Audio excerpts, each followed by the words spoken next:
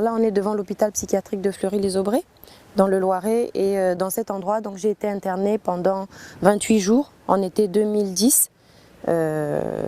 Voilà, sur la base de faux certificats médicaux, et depuis j'ai perdu la garde de mes enfants. Le mari a monté tout un faux dossier pour permettre son internement en hôpital psychiatrique avec l'aide d'un médecin et donc la production d'un certificat médical.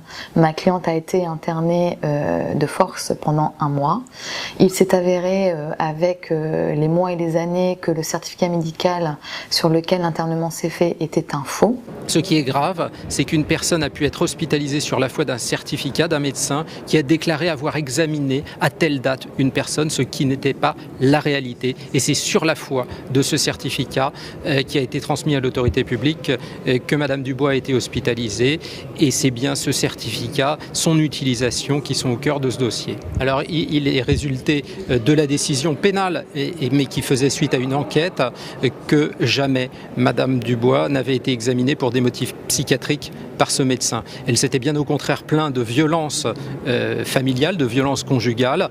Le médecin alors avait constaté un certain nombre d'hématomes, mais jamais il n'y avait eu de consultation pour des motifs psychiatriques. Il l'avait examiné peu de jours auparavant, pendant 2 heures. Par ailleurs, il était son médecin traitant.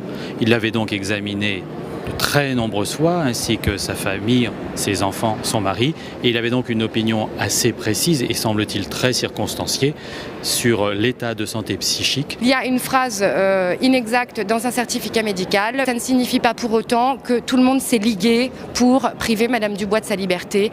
Bien au contraire, il s'agit d'un dossier dans lequel chacun a rempli son rôle aussi bien qu'il le pouvait, comme il le devait. D'ailleurs, et c'est important aussi, avec parfois certaines maladresses, certaines imprudences qui ont entraîné les conséquences juridiques, notamment au plan pénal, mais que voilà, les choses ont été globalement bien faites et ça c'est important de le dire et de le souligner.